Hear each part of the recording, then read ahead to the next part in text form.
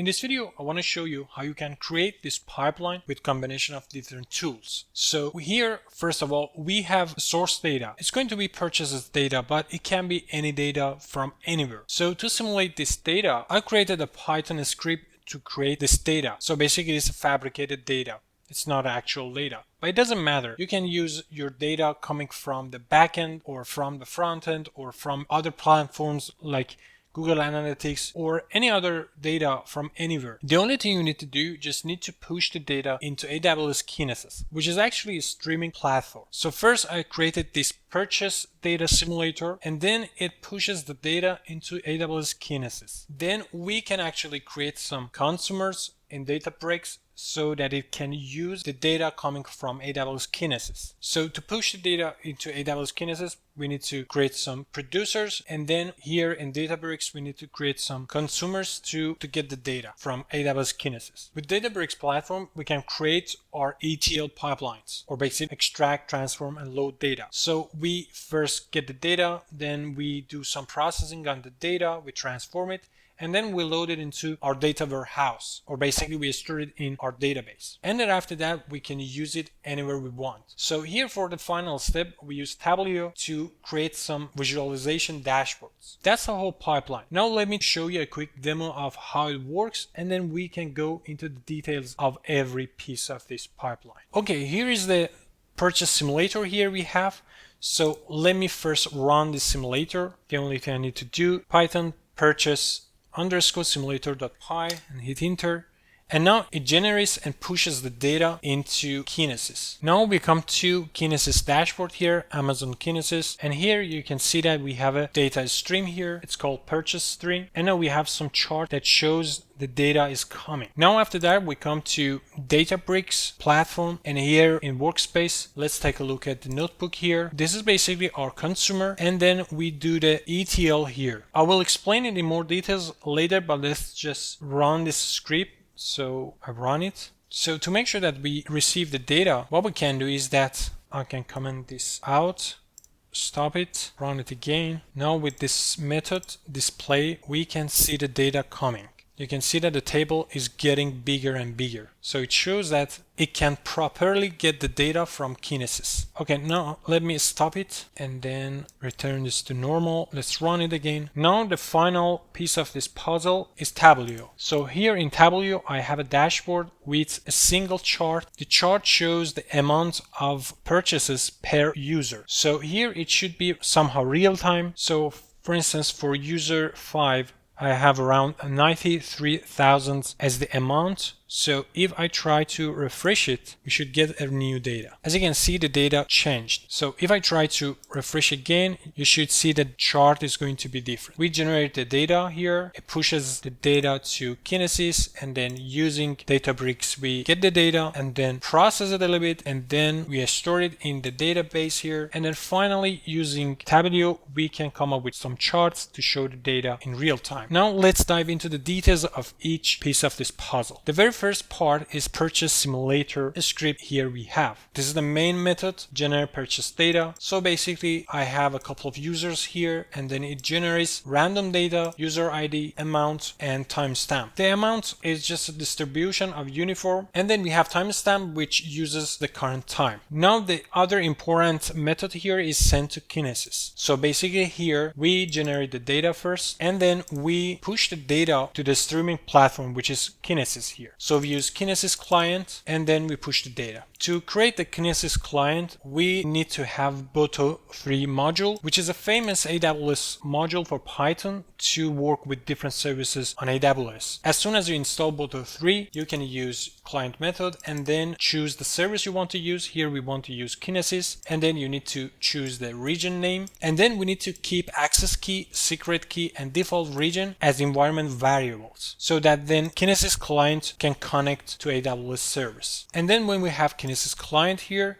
we can use put record method to push the data into Kinesis. We need to create data stream on Kinesis, and then we need to use the name here. With data, we pass the data we want in JSON format, and we need to assign a key to that data. Finally, to have a simulation of a real world behavior, Here I use sleep with a random interval. Now let's go to Kinesis dashboard and come up with a new data stream so that we can test it to see if it works or not. After going into AWS dashboard, you need to look for Kinesis.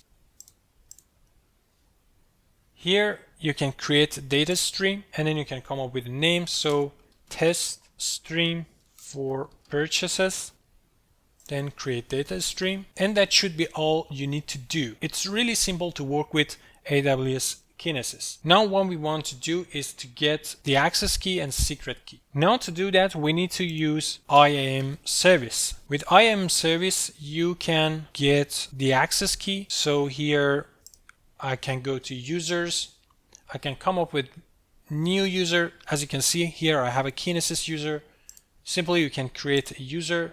Here I can say purchase user, click on next. You can attach some policies. So here, for instance, I look for Kinesis, and here we have Amazon Kinesis Analytics full access. So we assign it to that and then create the user. Now go to the user panel and then security credentials, and here create access key. And now because we want to use it locally inside our script, we choose local code.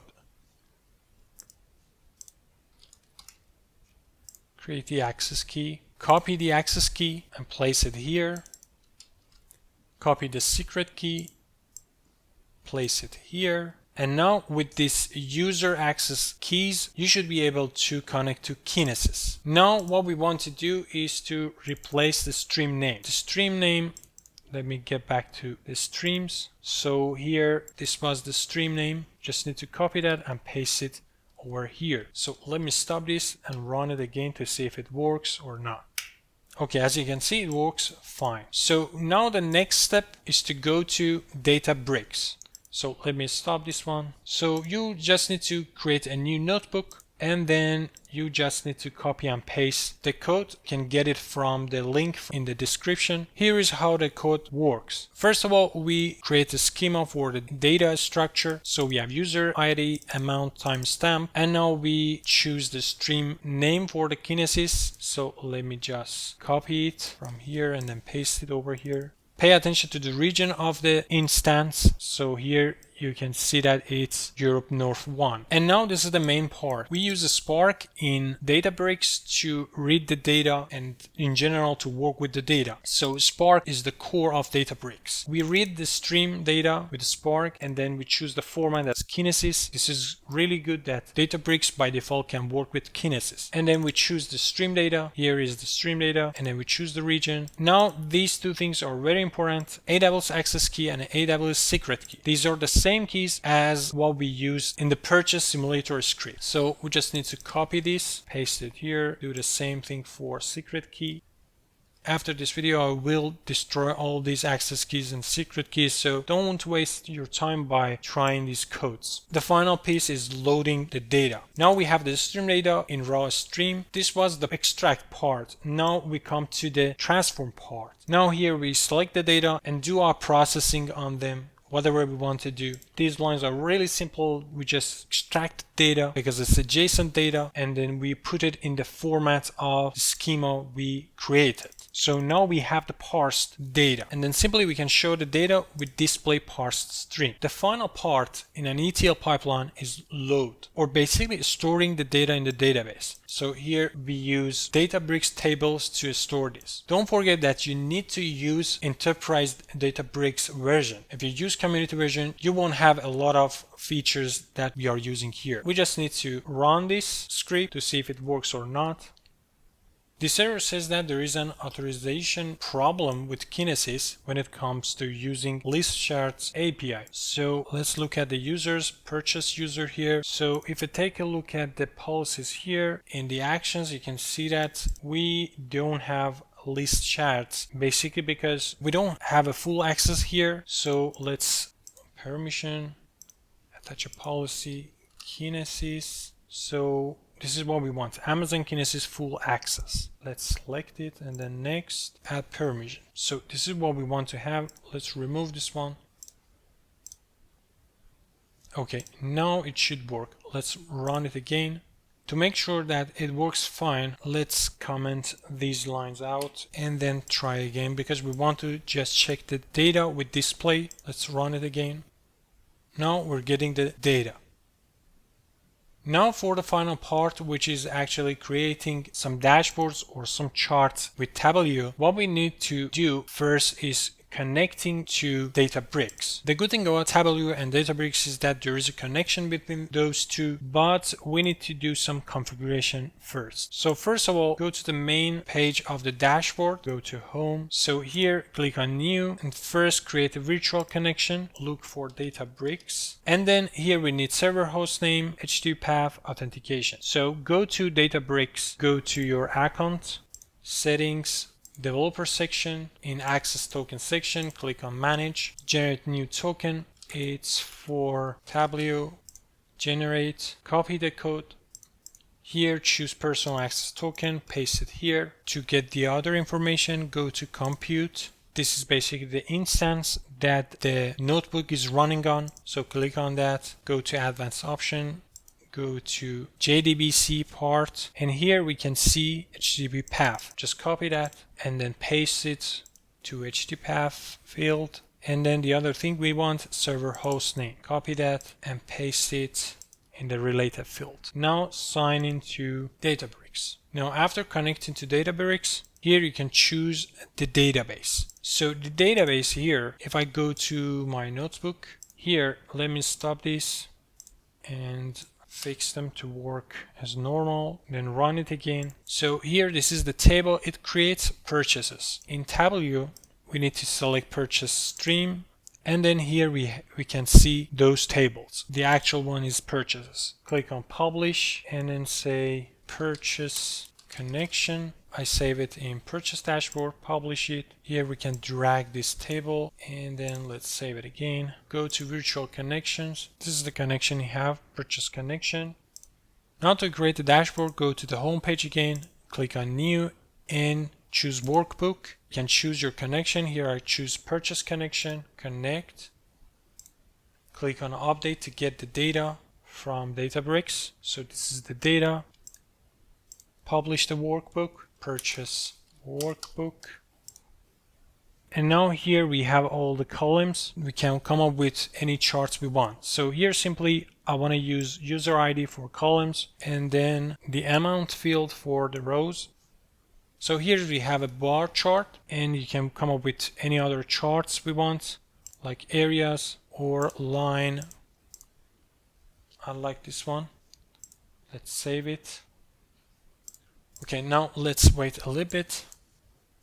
Oh, when I refresh, okay, as you can see, chart changed a little bit, but it's not that much because the distribution of data is uniform. Anyway, it shows that everything works fine. We created a streaming pipeline from generating the data, streaming the data into Kinesis, and then create our ETL pipeline inside Databricks, extracting data, transforming it, and loading it into our warehouse in Databricks. Finally, we came up with a couple of charts to show the data in real time in Tableau. In real-time situation, maybe you don't even need Tableau to show the data because Databricks nowadays comes with a lot of visualization features and you can create your own dashboard and draw a lot of things there. Okay, I hope this video is useful for you. Thank you for watching. See you soon. Bye.